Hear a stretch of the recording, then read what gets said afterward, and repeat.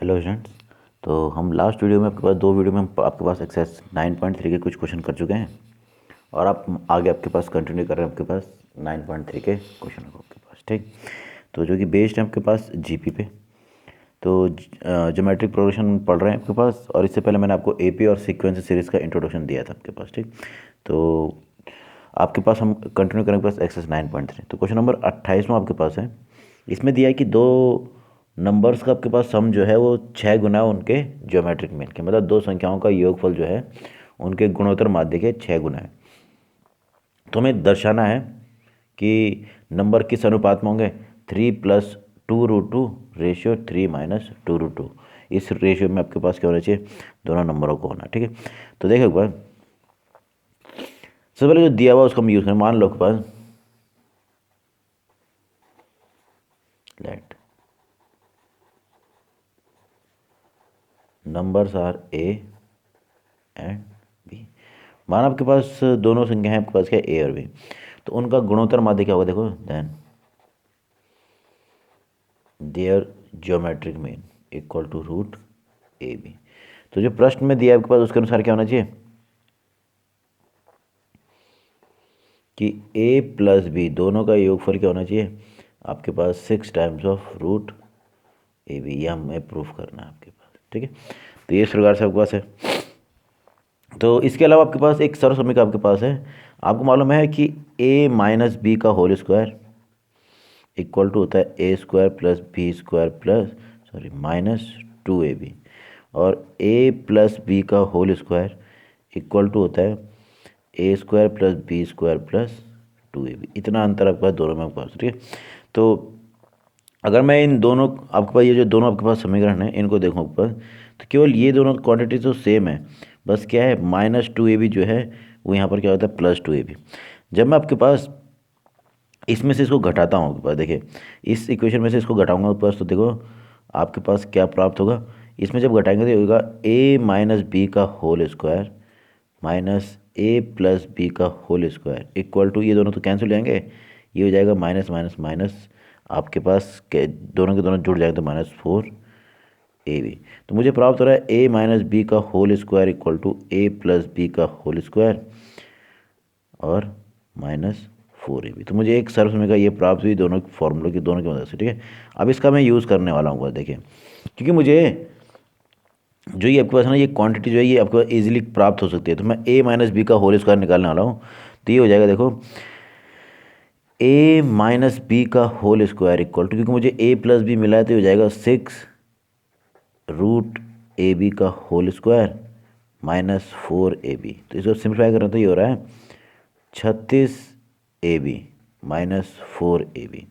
तो यानी a minus B का होल स्क्वायर इक्वल टू प्राप्त हो रहा है, देखिए बाद 32ab प्राप्त हुआ। इससे मैं a माइनस बी ईजिली निकाल सकता हूँ। a minus B equal to हो जाएगा, देखिए ये जाएगा √32ab। अब मुझे मान लो 16 दूनी 32 होता है, तो 16 यानी ये हो जाएगा 4√2 के साथ ए बी आपके पास। तो ये आपके पास कुछ इस प्रकार से मिल रहा है, या आप इसको चाहे तो नंबर को अलग और √ab को अलग ले लेते हैं। तो मैंने a माइनस, ये आपके पास दो चीज़ें प्राप्त हो, देखो एक तो ये प्राप्त हो रहा है, ये पहले से दिया हुआ, और एक मैंने a माइनस बी का मान भी निकाल लिया। अब इन दोनों इक्वेशन को, जो पहला इक्वेशन और दूसरा इक्वेशन को अगर मैं जोड़ देता हूँ, मैंने कहा एडिंग फर्स्ट एंड सेकंड, ये दोनों इक्वेशन जो आपके पास, एक तो दिया हुआ था और एक मैंने निकाला आपके पास, अगर इन दोनों को जोड़ दिया जाए तो क्या प्राप्त होता है। तो जो दो आपके पास समीकरण है उनको, इन दोनों को जब मैं ऐड कर रहा हूँ तो देखो क्या प्राप्त होगा। ये ऐड इससे होगा, लेफ्ट हैंड साइड से, तो ये जाएगा 2a equal to 6√ab plus 4√2√ab। ये कुछ इस प्रकार से प्राप्त हो रहा है, ठीक है। तो इसको जब सिंप्लीफाई करो आपके पास, तो a इक्वल टू, ये दोनों से उभयनिष्ठ हो गए, 2 कैंसिल हो जाएगा, एक पास बचेगा, देखो यहाँ पर बचेगा 3 प्लस यहाँ बच रहा है 2√2, और ब्रैकेट में उभयनिष्ठ ले लिया गया √ab। तो मुझे a का मान मिल गया, ठीक। इसी प्रकार अगर मैं इन दोनों समीकरणों को जोड़ आपके पास जोड़ने के बाद घटा रहा था आपके पास, similarly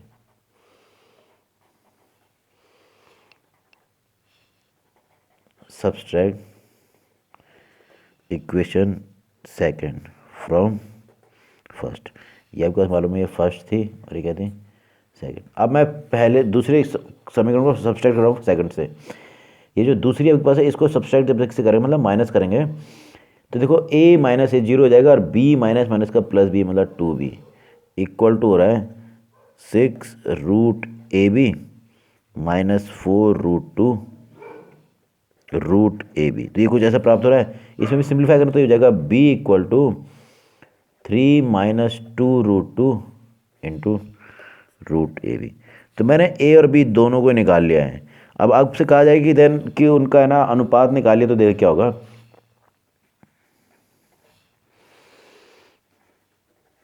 ratio of a and b जब मैं निकालता हूँ यानी a अपॉन b जब मैं निकालता हूँ तो ये हो जाएगा 3 plus 2√2 into √ab whole upon 3 minus 2√2 into √ab। तो √ab से √ab तो मुझे अनुपात क्या प्राप्त हो रहा है 3 प्लस 2√2 अपॉन 3 माइनस 2√2। तो ये मुझे इस प्रकार से इन दोनों का रेशियो जो आपको दर्शा रहा था वो आपने कैलकुलेट कर लिया है आपके पास। ठीक है, तो क्वेश्चन सिंपल है आपके पास, आप इजीली कर सकते हो आपके पास। ठीक, अब आपके पास क्वेश्चन नंबर 29वां आपके पास देखिए, आपको दिया है कि यदि कैपिटल ए और कैपिटल जी अर्थमेटिक और ज्योमेट्रिक मीन है टू पॉजिटिव नंबर्स के, मतलब दो धनात्मक संख्याओं के लिए उनके समान आपके पास समांतर माध्य और गुणोत्तर माध्य है कैपिटल ए और जी। तो हमें सिद्ध करना है कि नंबर्स क्या हैं, ये आपके पास a plus minus root A plus G A minus, ये सिद्ध करना है। तो इसको सिद्ध करने के लिए देखिए आपके पास जो आपके पास इससे पहले वाले क्वेश्चन में मैंने मेथड बताया वो भी हो सकता है और एक दूसरा मेथड मैं आपको बता रहा हूँ, देखो उसको भी हम इसकी इस विधि के अनुसार कर सकते हैं। मान लिया कि संख्याएं हैं आपके पास, लेट नंबर्स आर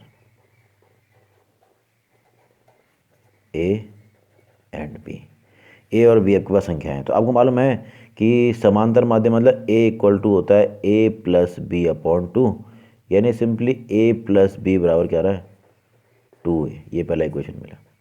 और इसी प्रकार गुणोत्तर माध्यम मतलब जी बराबर होता है √ab, इसके आधार पर कह सकता हूँ ए बी इक्वल टू हो जाएगा g²। ये मुझे दो मान प्राप्त हो रहे हैं। ठीक, तो मैंने क्या किया, इससे b का मान निकाल लिया। तो from second b equal to हो जाएगा g² अपॉन a। ठीक है, तो ये मुझे प्राप्त हुआ b बराबर क्या रहा है g² अपॉन 2। तो मैंने ये वैल्यू रख दी, put value of b in equation first में मैंने ये b का मान रख दिया, हो जाएगा a plus B equal to था तो b की जगह पर हो जाएगा g² upon a equal to 2a। तो आपके पास यहाँ से प्राप्त हो रहा है a² minus 2aa plus g² equal to 0। तो मुझे एक की आपके पास क्या मिल रही है, एक द्विघातीय समीकरण प्राप्त हो रहा है। क्या मिल रहा है आपके पास, ये ए पर आधारित, यहाँ पर ए और कैपिटल जी जो है कि कैपिटल ये कांस्टेंट ऑफ कॉस्ट है और किस पर आधारित है, ये ए पर आधारित है। तो आपको मालूम है कि आपने पढ़ा है एक एक्स के लिए, हमने ये एक्स के लिए द्विघातीय समीकरण पढ़ा था, इस केस में ए के लिए आपके पास है तो इसका सॉल्यूशन होना चाहिए। देखो then A equal to formula था, देखो formula minus B plus minus root b² minus 4ac upon 2a। ये हमने x के लिए पढ़ा था। अब यहाँ पर क्या हो रहा है, हम a के, अब थोड़ा ध्यान देना, यहाँ पर ये जो आपके पास फॉर्मूला है ये x के लिए था तो मैंने यहाँ पर a के लिए निकाला, तो यहाँ पर कंफ्यूज नहीं होना, ये a यहाँ पर क्या है, इसका गुणांक है आपके पास। ठीक है, तो इसके लिए मैं पूछूँ a क्या हो जाएगा, मतलब गुणांक a ये जो है ये इक्वल टू हो जाएगा 1, b इक्वल टू हो जाएगा जो a का गुणांक करके -2a और c इक्वल टू हो जा रहा है g²। ये द्विघातीय समीकरण, तो उसके लिए मैंने ए बी सी का मान निकाला, यहाँ पर रखूँगा तो क्या होगा, देखो a equal to minus B मतलब इसका माइनस करेंगे तो 2a plus minus root b² मतलब b² इसका स्क्वायर यानी 4a² माइनस 4 इंटू ए इंटू सी, तो 4 इंटू ए कितना है 1 और सी ए आपके पास, ये हो जाएगा 4g² अपॉन 2a, तो 1 यानी कितना है 2। तो मुझे ये प्राप्त हुआ a बराबर। ठीक, तो इससे हम सिंप्लीफाई करके a का मान निकालेंगे, देखिए किस प्रकार से। तो आपके पास जो द्विघातीय सूत्र है उसके अनुसार मैंने ए का मान निकाला तो मुझे कुछ ऐसे मिल रहा है।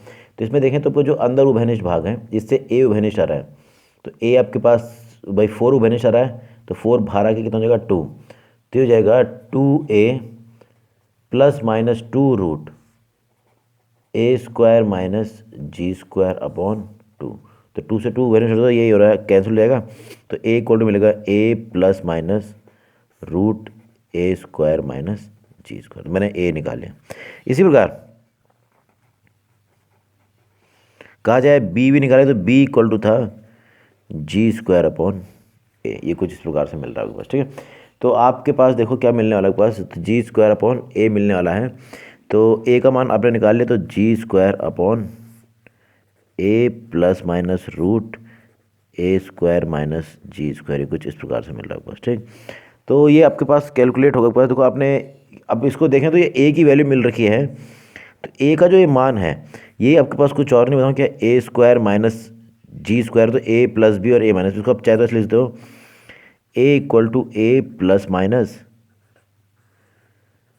ए minus G into A plus G, यही प्राप्त हो रहा था जो आपको कैलकुलेट भी करना होगा, संख्याएं आपके पास, ठीक है।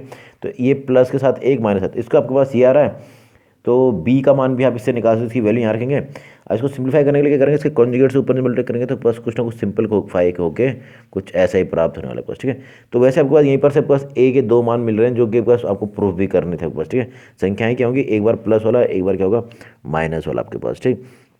तो ईजिली हम आपके पास क्या निकाल सकते हैं, ये कैलकुलेट कर सकते हैं बस, ठीक है। आप चाहे तो आपके पास ये था, तो ए निकल गया है, तो आप किसी भी समीकरण में रख सकते हो, मैंने इसमें ना रखे क्योंकि मुझे मिला हुआ है कि a plus B equal to होता है 2a, A plus B equal to क्या है 2a। अब मैंने क्योंकि आपके पास a तो निकाल लिया है, ये मिल रहा है, तो b इक्वल टू कितना होगा 2a minus A plus minus root A minus G और a प्लस जी, ये था। अब इसको सिंप्लीफाई करें तो 2a में से a माइनस होगा तो कितना आएगा, a ही आएगा, और ये भी plus minus root a minus G और a प्लस जी। तो b का मान भी क्या मिल रहा है, जो आपने प्राप्त किया था a का मान वही प्राप्त हो रहा है। तो यानी पास नंबर्स क्या होंगे, देखो रिक्वायर्ड नंबर्स आर, तो संख्याएं होंगी आपके पास a plus minus root a minus G और a प्लस जी। ऐसी चाहे तो आप इससे पहले वाला जो क्वेश्चन आपने किया है उसको भी इस मेथड से कर सकते हैं, यानी द्विघातीय समीकरण बनाकर आपके पास उसको किया जा सकता है आपके पास, ठीक। अब आपके पास क्वेश्चन नंबर 30 में थोड़ा सा व्यवहारिक प्रश्न आपके पास है, देखिए है जीपी पर ही आधारित। तो क्वेश्चन पहले समझ लेना, आपके पास देखो किसी आपके पास बैक्टीरिया कल्चर में, ठीक है, यानी बैक्टीरिया का जो समूह हम सिंपली रख सकते हैं कि किसी कल्चर में बैक्टीरिया की संख्या प्रत्येक घंटे के पश्चात दुगनी हो जाती है।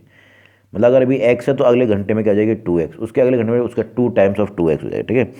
तो यदि आपके पास उन्हें दे दें कि प्रारंभ में 30 बैक्टीरिया उपस्थित हैं, उस कल्चर में कितने 30 बैक्टीरिया हैं, तो आपको ज्ञात करना है कि बैक्टीरिया की संख्या कितनी हो जाएगी जब दूसरे चौथे हुआ आपके पास nवें घंटे में आपके पास, ठीक है। दूसरे तीसरे और चौथे आपके पास और nवें घंटे में आपके पास, ठीक है। मतलब आपको करना क्या है कि आपको पता लगाना है कि 2 घंटे के बाद, उसके पश्चात 3 घंटे के पश्चात, 4 घंटे के पश्चात और n घंटों के पश्चात वो आपके पास कितना आपके पास हो जाएगी, उन बैक्टीरिया की संख्या उस कल्चर में कितनी हो जाएगी वो हमें ज्ञात करनी है, ठीक है।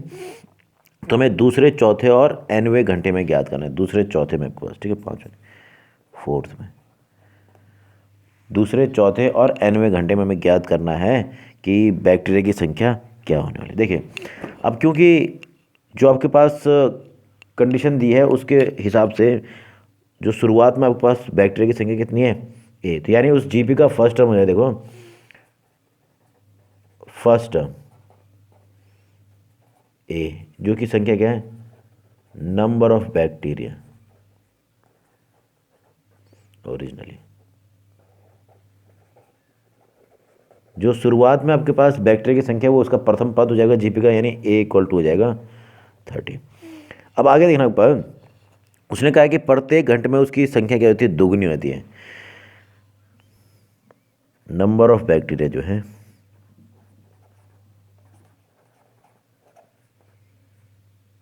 Is doubled, in every hour. आपको दिया हुआ है कि प्रत्येक घंटे में क्या हो रहा है, वो डबल हो रहा है, यानी आर बराबर यानी कितना हो जाएगा, दुगना, 2 टाइम्स हो जाएगा, तो यानी बस ये हो जाएगा, यानी बस जो जीपी रहेगी, GP is A R square और ऐसे चलते हुए ए आर की पावर एन, और ये जीपी रहेगी। ठीक, तो वो पूछ रहा है आपके पास कि 2 घंटे के पश्चात कितनी रहेगी। देखो सर मैंने निकालूंगा आपके पास, उसने कहा है कि 2 घंटे के पश्चात number of bacteria after 2 hours.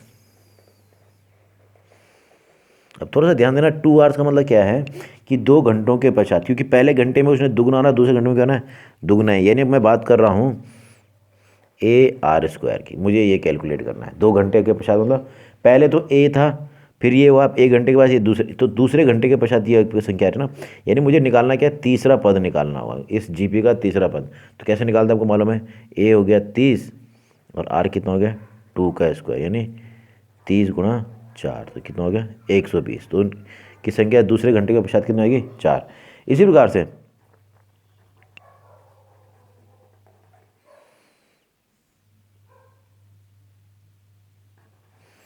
जब हम करते हैं आफ्टर 4 आवर्स, 4 घंटों के पश्चात क्या होगी, तो मुझे क्या निकालना होगा, देखो 4 घंटे मतलब मुझे 5वां पद निकालना है, A5 यानी ए आर की पावर 4, तो कितना हो जाएगा 30 गुणा 2 की घात 5, तो ये होता है 30 गुणा, आपको मालूम है कितना होता है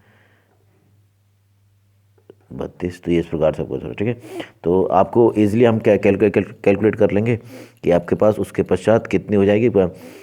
तो इसने 4 घंटों के पास पश्चात क्या है, यानी हमको निकालना है क्या है, 5वां पद निकालना पड़ेगा आपके पास। ठीक है, तो हमें 5वां पद निकालना प्रारंभ से, तो ये हो गया आपके पास, तो 4, ठीक है, ये 4 था, मैंने 5 लिख देना, तो ये कितना हो जाएगा 16, तो 16 थिया 48, तो 480, तो संख्या कितनी हो गई 480 आपके पास प्राप्त हुई। ठीक है, इसी प्रकार वो जानना चाहता है कि n घंटों के पश्चात क्या संख्या होगी, तो देखो यानी हमको nवां पद निकालना है, देखते हैं कैसे निकलेगा।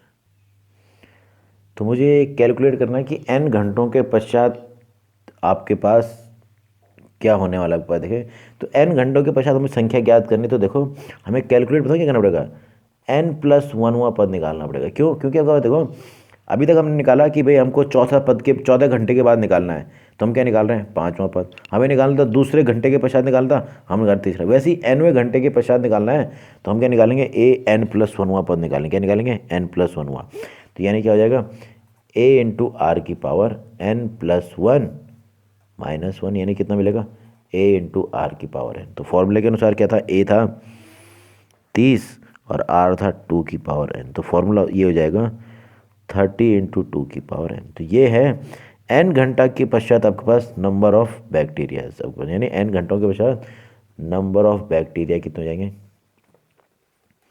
तो हमने देखा जब मैं दूसरे घंटे के पश्चात निकाल रहा हूँ, मतलब मैं तीसरा पद निकाल रहा हूँ, चौथे घंटे के पश्चात निकाल रहा हूँ, मतलब मैं 5वां पद निकाल रहा हूँ। ऐसे ही n घंटों के पश्चात अगर आपको निकालना है, तो मुझे क्या निकालना पड़ेगा n+1वां पद निकालना पड़ेगा, और वो संख्या क्या हो जा रही है 30 इंटू 2 की पावर n आपके पास। ठीक, तो ये था आपके पास इस पर एक व्यवहारिक प्रश्न।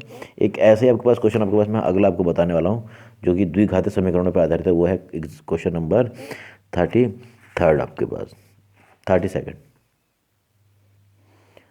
तो ये आपके पास है लास्ट क्वेश्चन इस एक्सरसाइज का, question number 32।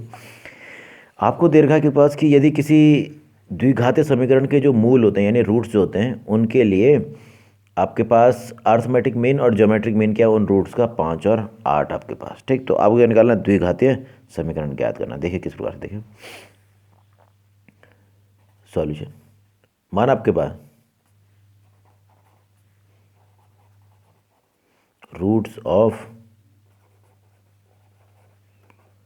Quadratic equations are